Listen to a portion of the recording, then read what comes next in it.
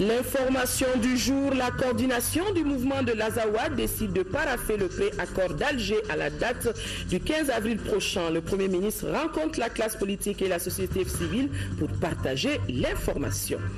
L'autre bonne information, la France décide d'annuler 43 milliards de francs CFA au titre d'une partie de la dette du Mali. C'est Michel Sapin, le ministre français des Finances, qui vient de l'annoncer ici à Bamako. Michel Sapin a été reçu par le président de la République. Décidément, que de bonnes nouvelles pour notre pays. Aujourd'hui, la BOAD, elle aussi, décide d'accorder un prêt de 30 milliards de francs CFA au gouvernement. L'enveloppe appuiera la politique du désenclavement intérieur. Mesdames, Messieurs, bonsoir et bienvenue dans ce journal. La coordination des mouvements de l'Azawad décide de paraffer l'accord pour la paix et la réconciliation dans notre pays, et cela pour le 15 avril prochain. Informé de cette décision par la médiation algérienne, le Premier ministre Modibo Keïta a rencontré ce matin la classe politique, toutes tendances confondues, et la société civile pour partager l'information. Une nouvelle favorablement accueillie par les interlocuteurs du chef du gouvernement qui s'engagent à contribuer pour le retour de la paix et de la stabilité. Un engagement qui répond ainsi à une alliance saine prônée par le Premier ministre pour sortir notre pays de la crise. Bourama Traoré était présent. L'information très attendue tombe enfin. La coordination des mouvements de l'Azawad décide de paraffer l'accord pour la paix et la réconciliation au Mali. Le Premier ministre Modibo Keïta a partagé cette information avec la classe politique, toutes tendances confondues, et la société civile. Cette décision de paraphe, une fois concrétisée, marquera un pas de plus vers la stabilité au Mali. Le médiateur algérien nous a fait parvenir une lettre en nous disant que la médiation venait de recevoir une lettre de la coordination l'informant qu'elle était disposée à paraffer ce document le 15 avril. L'accord pour la paix et la réconciliation a été paraphé le 1er mars 2015 par le gouvernement et les mouvements signataires de la plateforme d'Alger. La CEMA, qui refusait jusqu'ici d'apposer sa signature au bas du document, le fera donc le 15 avril prochain. L'une des recommandations de la médiation, c'était d'organiser une cérémonie de paraphe. Cérémonie à laquelle devaient assister les représentants du gouvernement et bien entendu les représentants de la plateforme. Alors, notre réaction a été que s'il doit y avoir une cérémonie de paraphe, c'est entre la coordination et la médiation. Mais que le gouvernement du Mali ne fera pas partie du problème, il fera toujours partie de la solution. Si nous devons être seulement témoins oculaires, d'accord, nous allons organiser notre représentation. Parce que nous ne voulons pas prendre la responsabilité d'un échec à ce niveau-là. La nouvelle du paraphe de l'accord par la coordination des mouvements de l'Azawad a été bien accueillie par la classe politique et la société civile. L'autre étape du processus, c'est la signature d'un accord définitif au Mali par toutes les parties. La feuille de route à cet égard est très explicite, parce qu'elle dit sans embâche que la cérémonie de signature doit se faire au Mali. À ma connaissance, nous n'avons pas déterminé le lieu au Mali. Alors si tel était le cas, c'est à la médiation de nous proposer une date. Je n'en ai pas la maîtrise, mais je crains que ça ne me tombe de façon un peu brutale. Et je crains que je n'ai pas la possibilité de dire non, je ne veux pas de cette date, parce que ça aussi ce n'est pas correct. Mais moi j'ai des partenaires, j'ai des collaborateurs. Les partenaires c'est vous. Alors je tiens à vous dire que si moi-même j'étais surpris, ne soyez pas étonnés que vous soyez vous aussi surpris. Monsieur le Premier, il ne faut absolument pas être surpris. Parce que si le paraphe se fait le 15 avril et que vous voulez faire une signature ici, cette signature doit se faire dans les meilleures conditions possibles. C'est-à-dire en présence de témoins de l'histoire, pour qu'une date ne vous soit pas imposée. Je crois qu'à partir de maintenant, le gouvernement doit prendre la main. Le gouvernement de fixer la date, de fixer les conditions, de fixer le nombre des invités et la formule. C'est très important.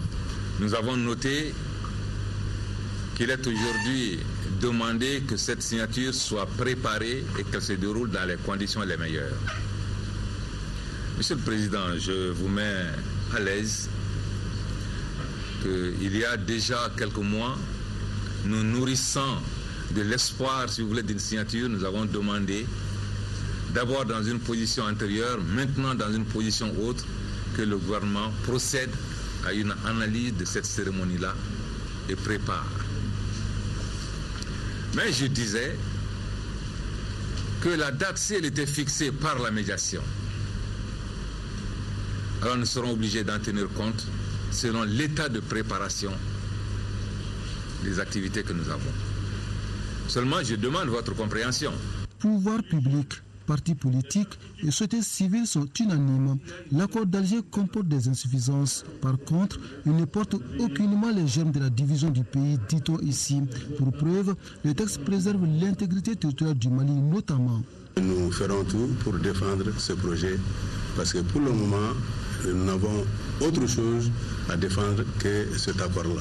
Nous ne ménagerons aucun effort après pour sillonner tout le pays et donner des informations justes et vraies à toute la population pour mieux les sensibiliser pour l'acceptation de cet accord-là.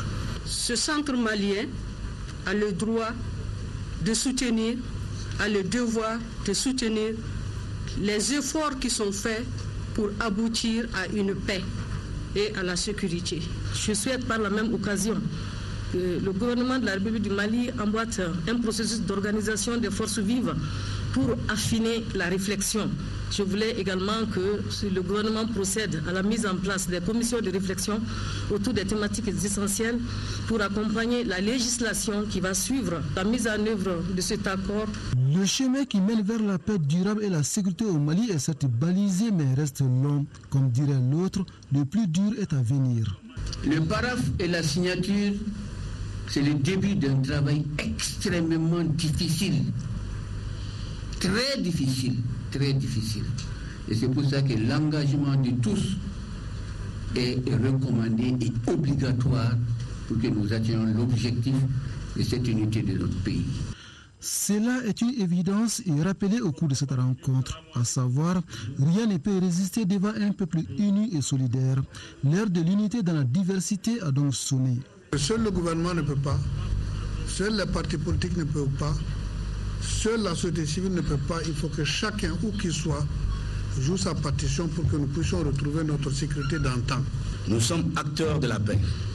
Ensemble, on fera le Mali indivisible. Nous avons un adage qui dit « Quand le corps retentit, on empoche le sifflet ». En bamanan, Niburu Fiera Fleve Blampalangono. Aujourd'hui, le corps a retenti. Nous devons empocher les sifflets. Souffler tous dans le même corps pour que la voix du Mali se fasse entendre d'une façon forte et sans embâche.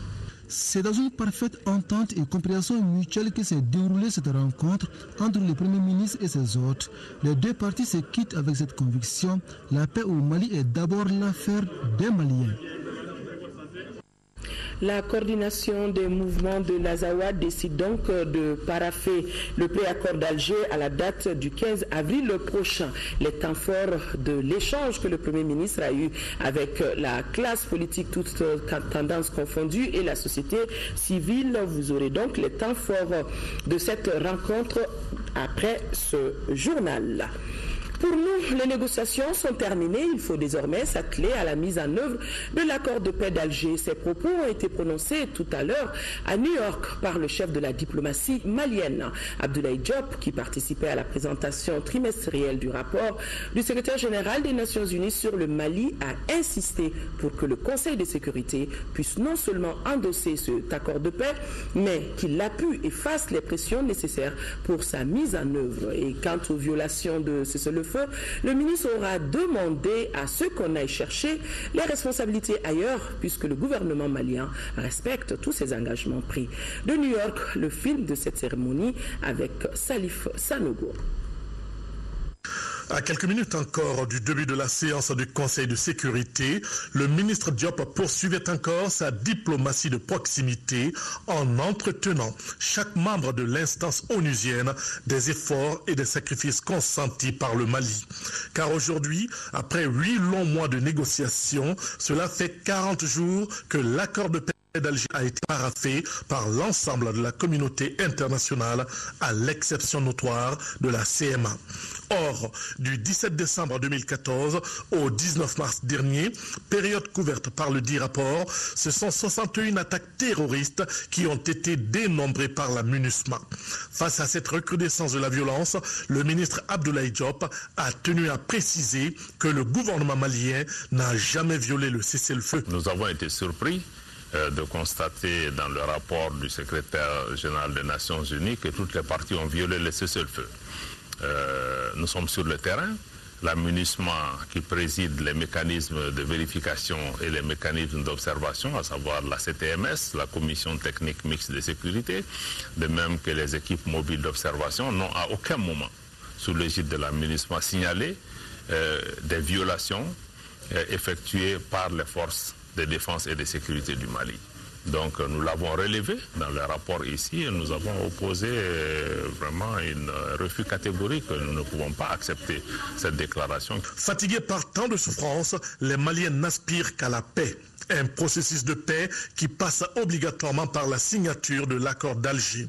À ce niveau, le chef de la diplomatie malienne souhaite que le Conseil de sécurité puisse jouer toute sa partition. D'abord, c'est que le Conseil endosse totalement cet accord qui a été paraphé à Alger le 1er mars 2015 comme base, comme compromis dynamique permettant aux parties de s'engager pour une paix durable, mais aussi que le Conseil puisse aussi accompagner cet accord en invitant la partie, en particulier les frères et sœurs de la coordination qui n'ont pas encore paraphé, à parapher le document en l'état, sans condition et sans préalable, et que nous puissions aussi cheminer rapidement vers une signature de l'accord sans condition, sans préalable, afin d'envisager ensemble la mise en œuvre de l'accord.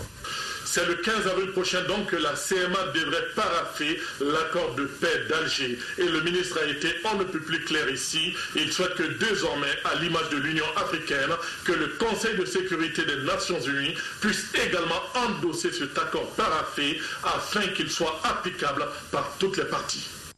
Salif Sanogo, le document sur l'accord pour la paix et la réconciliation est encore en discussion et il était au centre d'un atelier d'échange. C'était ce matin ici à Bamako et l'atelier est une initiative de la plateforme des jeunes leaders du Mali en Tesson avec l'appui de la MINUSMA. Boubacar Sissoko, compte rendu. Le vivre ensemble est une des conditions pour renforcer la paix et la sécurité dans un pays comme le Mali qui sort d'une crise sociopolitique et sécuritaire. Le meilleur vecteur d'apaisement est la jeunesse. C'est pourquoi la plateforme des jeunes leaders du Mali en Tesson a inscrit dans son agenda le renforcement de capacités de ses membres. Au centre des préoccupations, l'accord pour la paix et la réconciliation au Mali issu du processus d'Alger. Vivre ensemble, c'est d'aimer notre pays, de travailler à sa stabilité, à sa paix sociale, à son essor économique et à son respect dans le concert des nations. C'est pour cela que la jeunesse du Mali est unie au sein de Antesson pour bouter hors de chez nous la haine, l'exclusion, l'intolérance et l'injustice. Les jeunes perçoivent déjà le sens du vivre ensemble. Nous allons servir de relais partout où besoin sera pour dire à tous nos frères du Mali que rien ne vaut la paix et que ce Mali, même après 1 milliard d'années, restera un et indivisible, mais qui ne sert absolument à rien de créer des problèmes là où il n'y en a pas. S'il y a des problèmes de développement à Kidal, il y en a aussi à Kangaba, il y en a à Kaï, mais il faudra qu'on se donne les mains pour relever le défi. Donc les problèmes, il y en a partout et on ne peut pas les gérer à travers la violence. Les échanges ont porté sur la mission des partenaires du Mali dans le cadre de la paix et de la réconciliation nationale. Notre objectif pour aujourd'hui, c'est de vous faire comprendre une échange et communication de toutes ces gammes de processus qui se sont passés et qui sont en cours, et de voir comment vous pouvez vous impliquer davantage pour que les choses aillent de l'avant. Les jeunes ont été rassurés que le Mali ne sera jamais divisé. Ça n'arrivera pas au Mali, ça n'arrivera pas non plus dans aucun pays de la CEDEAO. Il n'y aura jamais d'État adoubé à l'État malien. C'est ça le sort de la CEDEAO, et nous nous plaisons de partager avec vous ce moment très important parce que vous seriez les vecteurs de communication. Cette démarche de favoriser le vivre ensemble est un impératif pour les autorités maliennes. Le document sur l'accord pour la paix et la réconciliation au Mali, issu du processus d'Alger, est traduit en 6 langues: français, bara, peul, songhouï et tamacher. De l'économie dans ce journal, la France décide d'annuler plus de 43 milliards de francs CFA de sa dette au Mali. L'information a été donnée cet après-midi par le ministre français des Finances et des Comptes. Il a été reçu par le président de la République, Ibrahim Boubacar Keïta. Michel Sapin a promis l'intensification de nos relations dans plusieurs domaines de développement. Il a dit au micro de Mamoudou Sidibé. Les questions sécuritaires, sur les questions de développement économique, sur la coopération entre la France et le Mali, sur les besoins du Mali en termes de construction, de développement, sur la place des entreprises françaises au Mali. Ce sont tous ces sujets-là que nous avons abordés longuement avec le président. Nous avons aussi parlé de grands sujets très importants pour la planète, la lutte contre le réchauffement. Le président est extrêmement sensible, il sait, il voit sur le territoire de son pays les conséquences des modifications climatiques et les conséquences négatives de cette modification climatique. Donc nous devons tous travailler ensemble, chacun avec nos capacités, chacun avec nos moyens pour lutter contre le réchauffement climatique.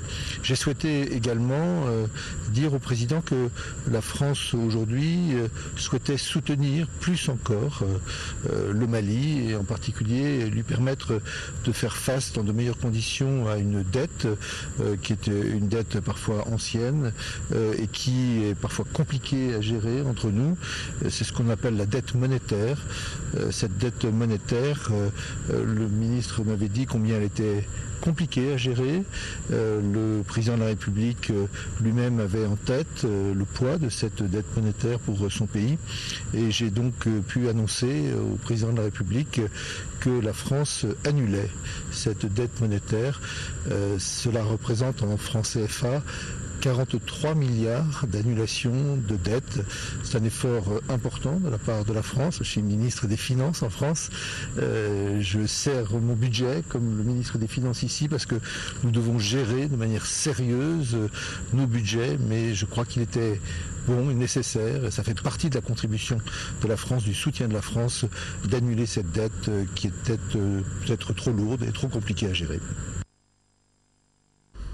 Et à son arrivée à l'aéroport de Bamako-Sénou, le ministre français des Finances et des Comptes, Michel Sapin, avait expliqué à notre reporter l'objet de sa visite au Mali. Une visite qui permettra de réaffirmer la volonté commune de Paris et de Bamako de combattre le terrorisme et de lutter pour l'intégrité du Mali. Michel Sapin, toujours au micro de Mamoudou Sidibé.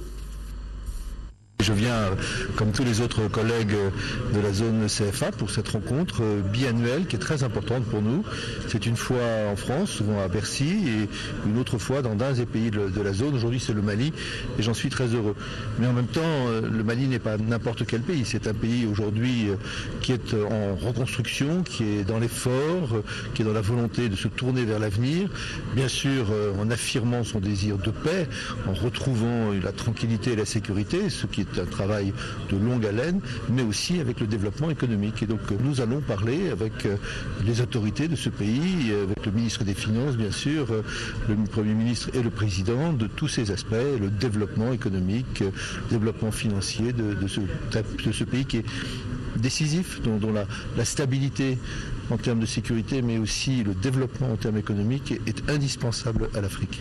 Les rapports entre la France et le Mali ne datent pas d'aujourd'hui, la coopération ne date pas d'aujourd'hui, mais nous sommes dans une période particulière de la vie du Mali, mais aussi du travail en commun du Mali et de la France. Je pense bien sûr aux aspects sécuritaires, à notre bataille commune pour faire en sorte que disparaissent à la fois le radicalisme, le terrorisme, mais aussi tout désir de scission dans ce pays qui doit conserver son intégrité territoriale dans le dialogue, dans l'entente entre les différentes parties qui sont aujourd'hui habitants de ce pays.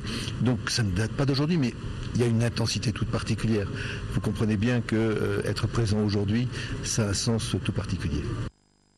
Voilà, Bamako est déjà depuis ce soir la capitale de la zone franc. Tous les ministres et gouverneurs de la zone franc sont à Bamako et c'est ainsi que le Premier ministre Modibo Keïta a reçu cet après-midi le président de la commission de l'UEMOA, Cheikh Hadjibou Soumaré, et le ministre français des Finances et des Comptes, Michel Sapin, qui avait été auparavant reçu par le président de la République. Et ces deux personnalités, je le rappelle, sont présentes ici à Bamako pour prendre part à la réunion des ministres des Finances et gouverneurs de la zone franc, réunion qui va s'ouvrir demain. Les échanges au cours de ces audiences ont porté sur un projet de l'UEMOA au Mali et la relance économique. Compte rendu d'audience avec Sira Batili. Cheikh Hadjibou Soumaré, président de la commission de l'UEMOA en visite au Mali pour la réunion des ministres des Finances et gouverneurs de la zone franc, a tenu à rencontrer le Premier ministre pour faire le point de la situation d'ensemble des pays de l'UEMOA. Aussi discuter des politiques et projets de l'Union dans les 8 pays membres et particulièrement les projets qui concernent le Mali. Nous sommes en train de construire le grand projet du Parlement qui n'est pas encore effectif. Donc nous avons aussi d'autres projets que nous sommes en train de développer toujours dans cette zone.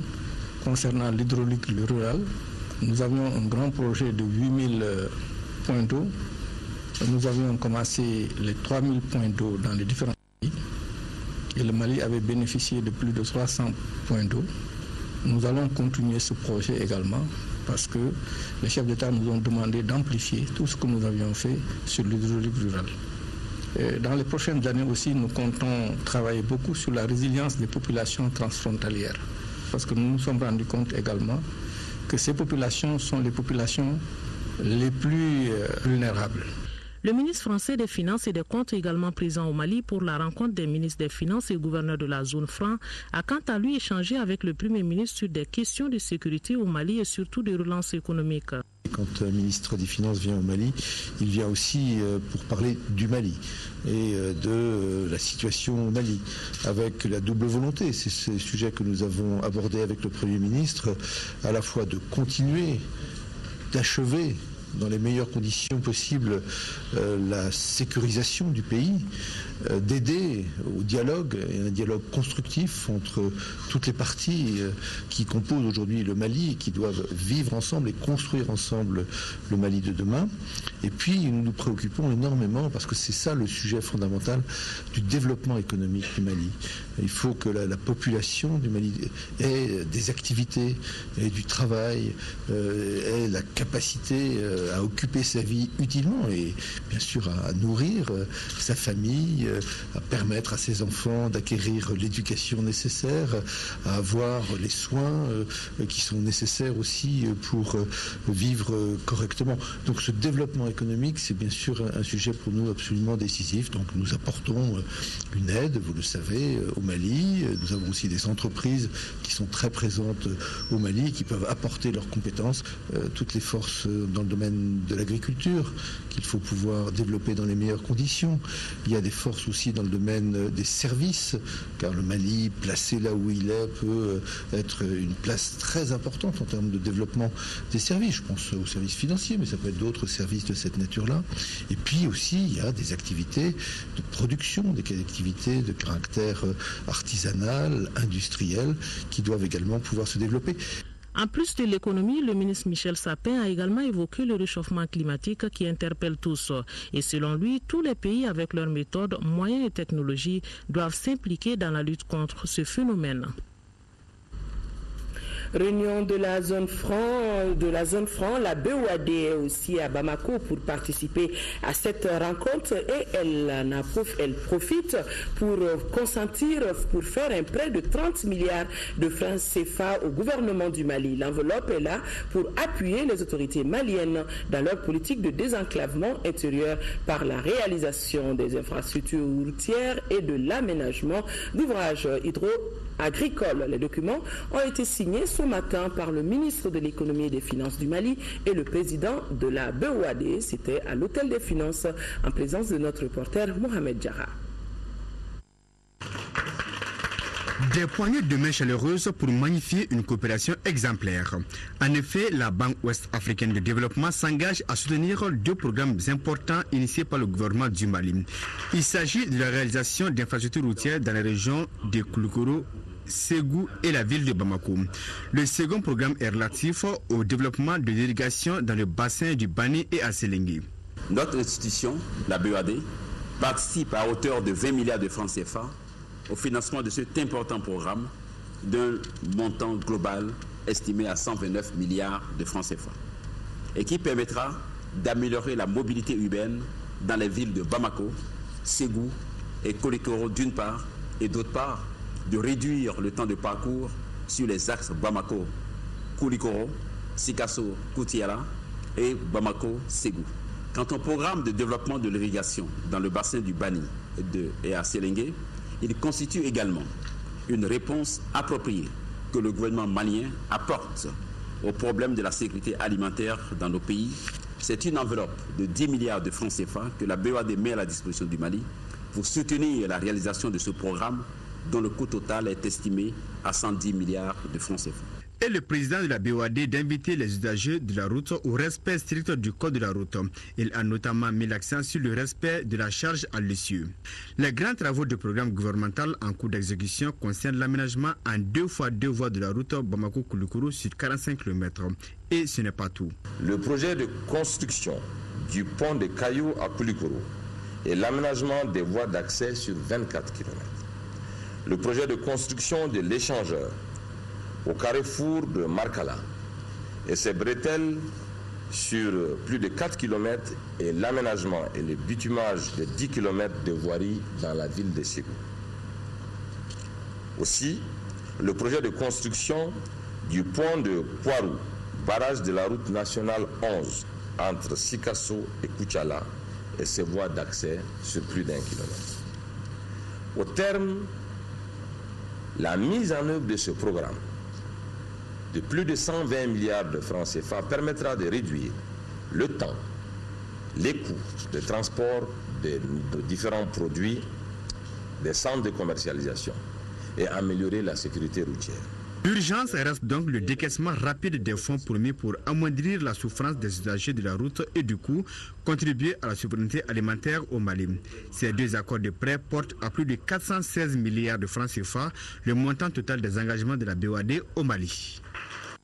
L'association ISIDF Investir en zone franc a organisé hier une conférence de presse ici à Bamako. Cette association, qui dispose d'un site web du même nom, a été créée en 1998 et cela pour combler le déficit d'informations sur les pays qui partagent le franc CFA. Il s'agissait au cours de la conférence de faire connaître aussi ce site au grand public ainsi que les résolutions du dernier conseil d'administration de l'association. Et notre reporter Modibo Mariko a suivi ce point de presse.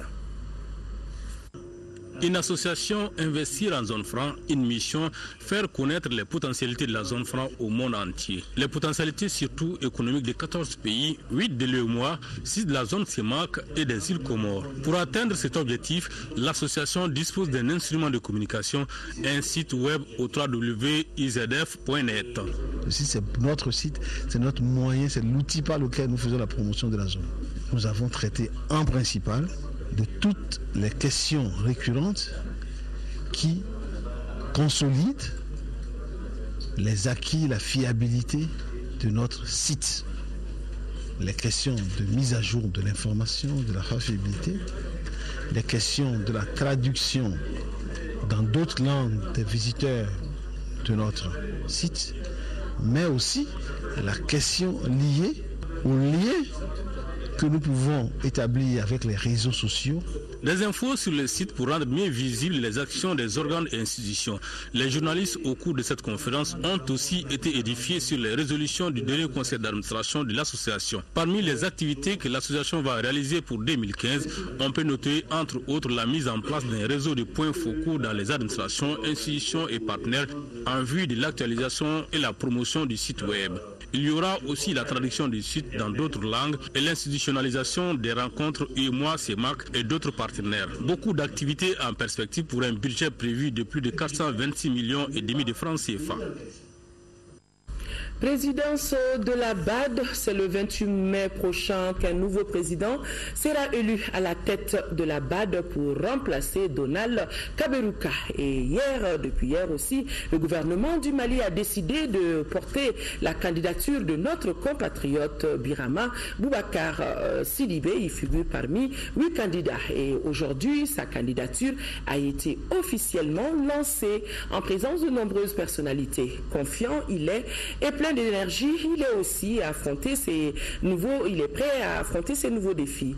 Il demande l'accompagnement de tous les Maliens et les autorités du pays lui ont déjà réitéré tout le soutien du chef de l'État. Nyanya Aliou Traoré, compte rendu.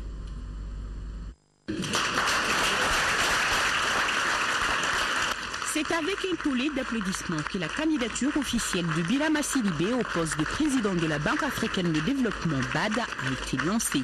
Pour le candidat malien, le compte à rebours avait commencé depuis bien longtemps. Mais il a commencé à longtemps dans ma tête, c'est pas maintenant. On est confiant, on se remet à Dieu. Ils étaient nombreux à assister à ce lancement. Aux premières loges, des ministres du gouvernement, des diplomates sont venus également soutenir cette candidature, la famille et les proches.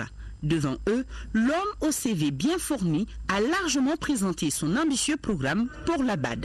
Qu'est-ce qu'une institution qui est une institution financière de développement peut faire pour mobiliser, encore une fois, davantage de ressources, davantage d'investisseurs? Ça nécessite le changement du logiciel de fonctionnement, c'est ce qu'on dit ici. Il faut qu'il y ait des financements innovants, il faut aller au-delà, ou en tout cas aller au-delà des limites habituelles prudentielles qu'on se fixe au niveau des banques de développement pour se dire il faut qu'on soulève. Ensuite, il faut que la banque aussi joue un rôle critique dans la connectivité de toutes les parties de l'Afrique. Ça va arriver.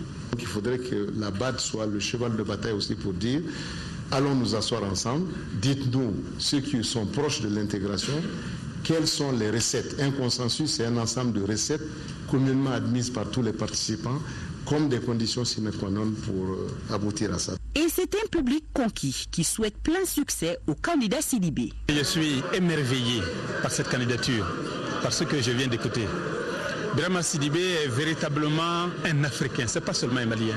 Il faut qu'on aide les femmes à émerger, il faut qu'on aide les femmes à aider nos familles, à aider nos enfants et tout le monde. Et pour ça, Sidibé, c'est une réponse parfaite. Il est sûr et certain de ce qu'il fait. Sa passion pour le Mali, sa passion pour l'Afrique. Je pense que c'est le candidat de l'Afrique. Et pour toutes ces raisons, je pense que vraiment, on doit voter pour Sidibé. À en croire le ministre de l'économie, les dés sont déjà jetés. Car, explique-t-il, sur les 29 sponsors, 11 pays soutiennent déjà le candidat Sidibé. Qu'à cela nous tienne, Mamadou Igor Diarra a non seulement réitéré le soutien du chef de l'État, mais aussi et surtout lancé un appel. Le président de la République du Mali, son Excellence Ibrahim Boubacar Keïta, a été honoré de savoir que M. Sidibé voulait faire acte de candidature. Il lui a prodigué beaucoup de conseils, mais il a aussi assuré de tout son soutien. Nous voudrions ici, en cette occasion, lancer un appel à tous les pays actionnaires de la banque, mais aussi à tous les partenaires du Mali, d'avoir un regard particulier sur ce que M. Sidibé pourrait apporter à cette institution Voilà, c'est parti, pourvu que Birama Sidibé continue de s'élever du bon pied comme il nous l'a affirmé. Toujours le pied droit. Rendez-vous le 28 mai prochain à Abidjan, le jour du vote. Ouverture ce matin à Dakar de la 7e conférence des présidents d'Assemblée et de section de la région Afrique de l'Assemblée parlementaire de la francophonie. Une délégation de parlementaires maliens conduite par l'honorable Isiaka Sidibé a fait le déplacement pour cette réunion. Dakar, le compte rendu avec notre correspondant Souleymane Kantara Sissoko. Les délégués en provenance d'une trentaine de pays d'Afrique francophone sont venus pour ces assises de Dakar dans le cadre de la francophonie. Un devoir de reconnaissance et d'hommage aux illustres personnalités sénégalaises qui l'ont marqué de leur empreinte indélébile. Pour le premier vice-président de l'Assemblée parlementaire de la francophonie, Aubin Minakou, président de l'Assemblée nationale de la République démocratique du Congo, la 7e rencontre interparlementaire se déroule dans un contexte particulier. Au niveau international, le terrorisme, tel une peste, répand la mort et la désolation, tuant des milliers de personnes en déstabilisant notamment des États, dont ceux de l'espace francophone africain. L'heure a donc sonné pour une solidarité active entre les peuples. Nous disposons sur la base de cette trajectoire historique aujourd'hui et dans de nombreux domaines des éléments fécondants d'un patrimoine prodigieux. Nous devons, avec sagesse et perspicacité, sous ce regard et sous cet éclairage, mettre ensemble ces éléments de patrimoine et développer les acquis qui les caractérisent dans les domaines de l'éducation et de la formation, domaine qui est la base du développement durable. Aussi, les parlementaires francophones ont félicité le Cameroun, le Mali, le Niger et le Tchad, pays de cet espace linguistique qui ont pris l'initiative contre AQMI et Boko Haram. Nous avons expliqué que c'est une guerre asymétrique, c'est-à-dire que ce n'est pas deux armées face à face, c'est simplement si vous voulez, des terroristes qui sont là, ils peuvent aller à moto, ils peuvent aller à pied, ils s'attaquent à tout le monde, n'importe où. Alors il s'agit, pour faire face, il faut absolument déployer tout ce que nous pouvons déployer, y compris les populations. C'est tout le monde qui rentre en jeu là, dans cette affaire. Mais le phénomène n'est pas un ampleur véritable. C'est-à-dire que c'est un phénomène que nous pouvons encore contrôler. Une minute de silence a été observée en la mémoire des victimes de la barbarie. Au cours des assises de Dakar, la situation politique et sociale dans les pays de l'espace francophone sera évoquée en tenant compte de la période 2015-2016 qui connaîtra en Afrique d'importantes élections. La culture, un levier pour la paix et le développement, c'est le thème central d'un atelier sur les états généraux de la culture qui a été lancé donc ici à Bamako ce matin.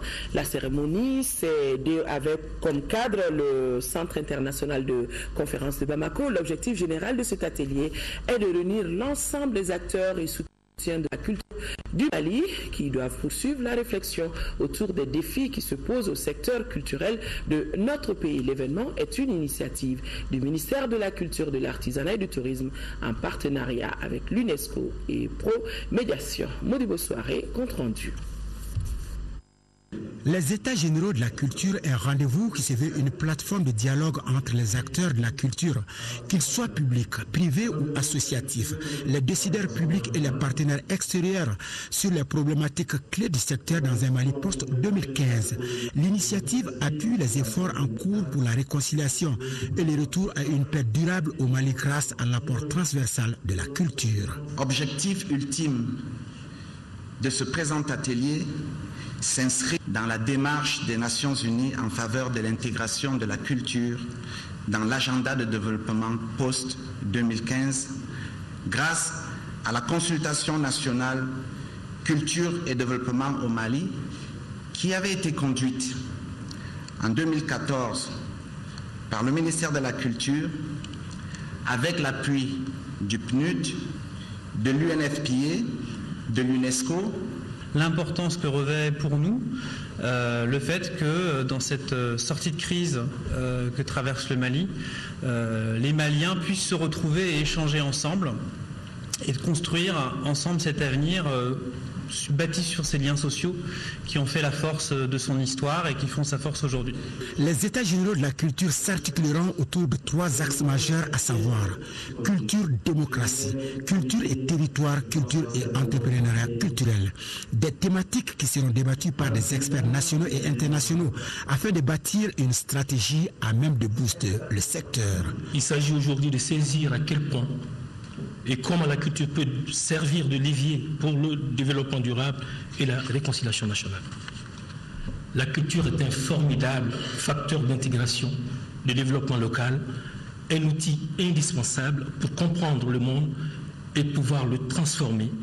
Cet atelier souhaité inclusif devra être déterminant dans la définition ou la redéfinition du rôle de chaque intervenant dans le secteur à la lumière du contexte actuel, national et international, et à la hauteur des ambitions nourries par la politique culturelle. Cet atelier technique des États généraux de la culture avec son thème évocateur « La culture, un levier pour la paix et le développement » se prolongera avec la contribution des experts jusqu'à la tenue de la conférence des États généraux courant juin 2015 ici à Bamako.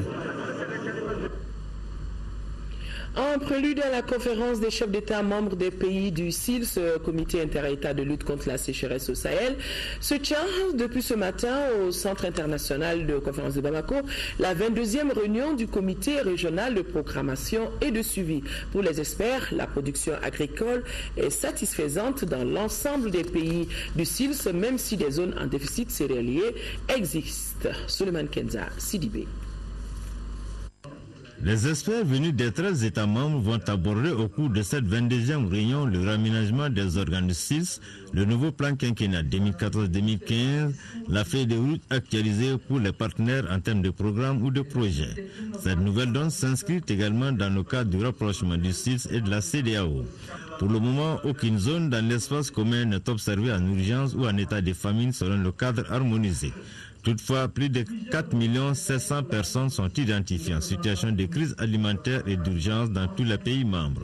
La situation nutritionnelle aussi, elle est toujours préoccupante, notamment dans les pays du Sahel.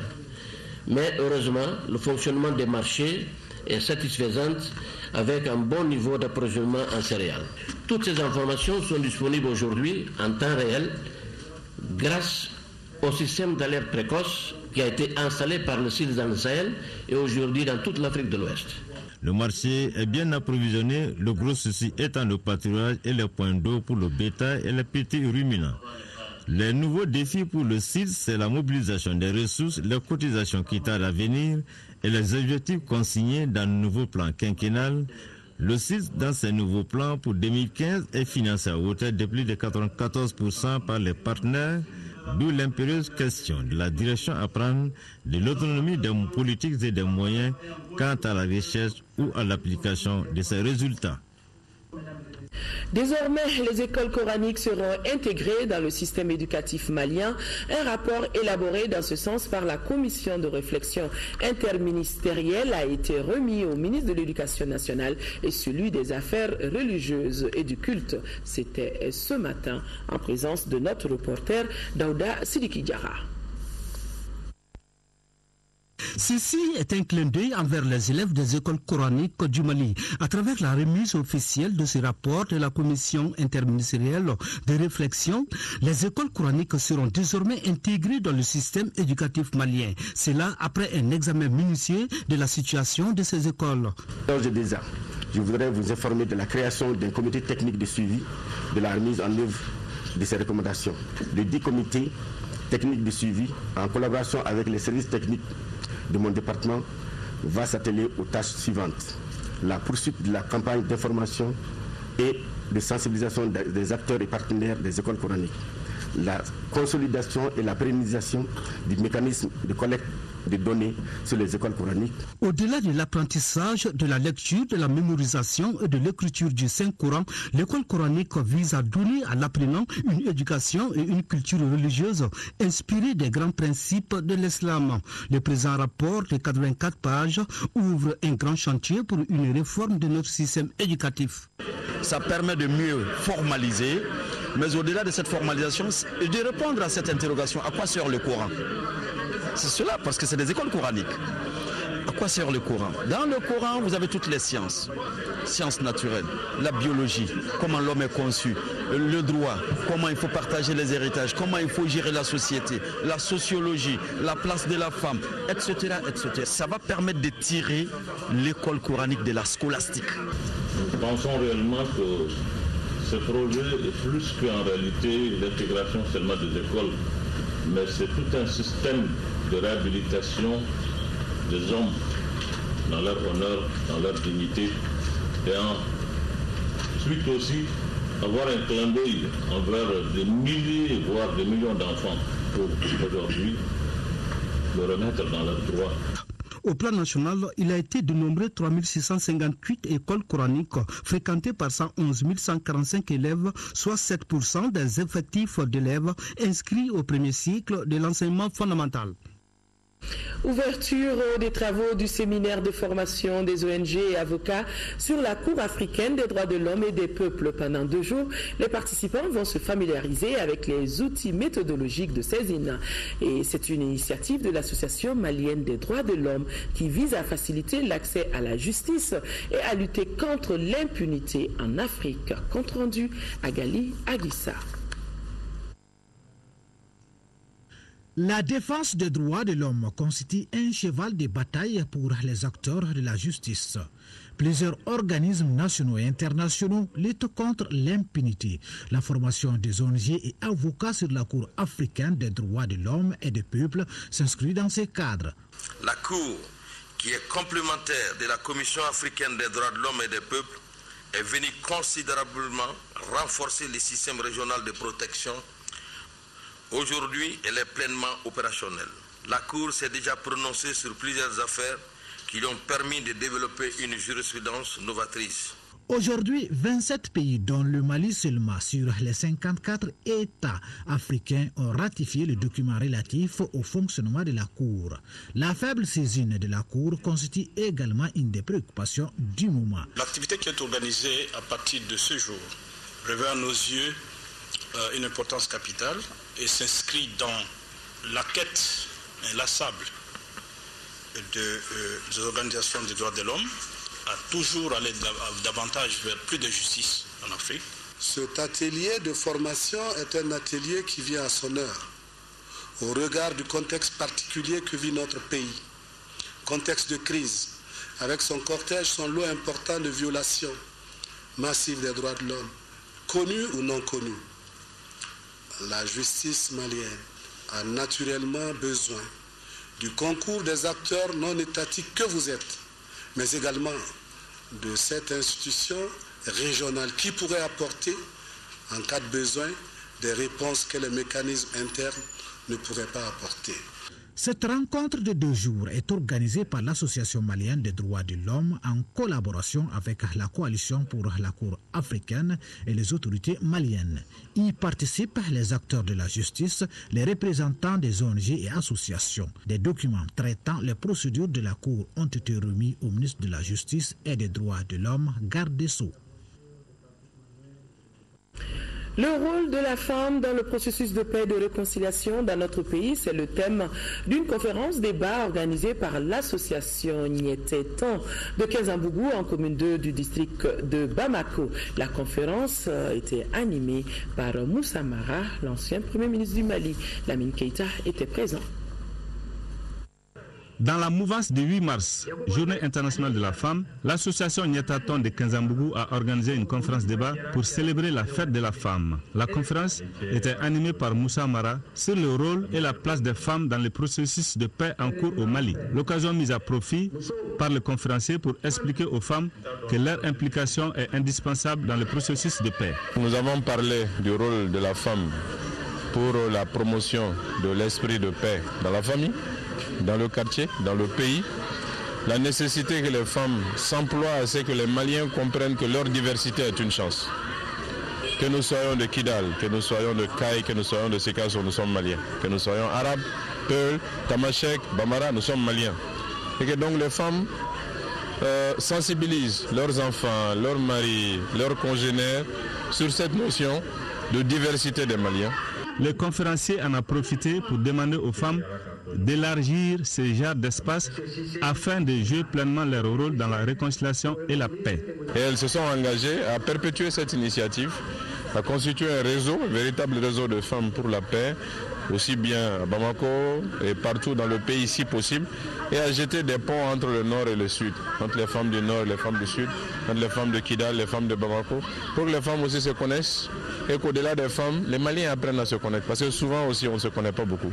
Ainsi, à travers cette conférence débat, les femmes de l'association Nyataton fêtent autrement la journée de la femme. Autre conférence débat, mais cette fois-ci sur la convention collective et droits de la presse au Mali, c'était à la Maison de la Presse. La conférence organisée par le syndicat national des journalistes et reporters du Mali vise à attirer l'attention des autorités sur la non-application de la convention élaborée et adoptée depuis 2009, alors que le document, s'il est appliqué, permettra d'améliorer les conditions des acteurs de médias. Al-Djoumatina y a assisté. Au centre de cette conférence débat organisée par le syndicat national des reporters du Mali, la problématique de l'application de la convention collective de la presse au Mali. Élaborée et adoptée en 2009, malheureusement la convention a du mal à être appliquée, alors qu'elle s'avère précieuse pour la presse. C'est un début de campagne qui va permettre de rappeler aux uns et aux autres leur engagement, parce que quand on a signé, l'État malien était partie prenante, le patronat de la presse malienne était partie prenante et les journalistes eux-mêmes. Malheureusement, aucune des parties ne s'est impliquée pour qu'on puisse appliquer le texte. La Convention parle des droits et devoirs du journaliste. Dans l'exercice de son métier, par exemple, quand un journaliste se déplace à l'extérieur, il y a des primes qui lui sont normalement octroyées. La Convention aussi parle de la grille salariale des journalistes professionnels qui travaillent dans les organes de presse et la classification auxquelles les journalistes ont droit, tout comme un fonctionnaire de la fonction publique qui est de catégorie A, classe exceptionnelle, ainsi de suite. Les journalistes aussi ont une classification et à chaque classification correspond en réalité un traitement minimum de base. La profession est de plus en plus agitée par un débat avec en toile de fond la précarité et le non-respect des règles de la presse. Autant d'insuffisances auxquelles le document apporte des solutions. Mieux, il protège le reporter dans l'exercice de son travail. Selon le syndicat national des reporters du Mali, l'application de la convention collective de la presse est une condition sine qua non pour améliorer les conditions de vie et de travail des professionnels des médias. Les travaux de forage sont en cours dans la région de Koulikoro. Les chantiers du programme national de mobilisation des ressources en eau ont été visités par un représentant du ministre de l'Énergie et de l'Eau. Et la mission conduite par Mahamadou Wagé s'est successivement rendue à Djoïla, Siankoro et Togo, où l'espoir renaît avec cette perspective d'accès à l'eau potable. Nos envoyés spéciaux, Djeli Makan, Djabate et Moïse Traoré. Les travaux de forage dans la région de Koulikoro sont effectifs. Dans le cadre du programme national de mobilisation des ressources en eau, la mission du représentant du ministre de l'Énergie et de l'Eau comprenait Togo dans la commune rurale de Massigui. L'espoir renaît pour les productrices agricoles.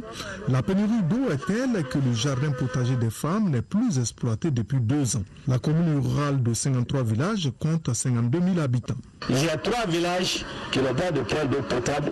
Je voudrais que, malgré leurs cris, un fourrage, au minimum un fourrage, malgré la population que certains de ces villages ont. Le partenaire allemand a accepté de nous aider, faire en sorte que tous les villages qui ont plus de 2000 habitants soient dotés d'une adduction d'eau, qu'elle soit sommaire ou bien qu'elle soit potable. Il s'agit maintenant de mettre des bornes fontaines au niveau des villages. Le coût total du programme est de 21 milliards, dont 87% par une subvention de la coopération allemande et 13% par le gouvernement du Mali et les populations.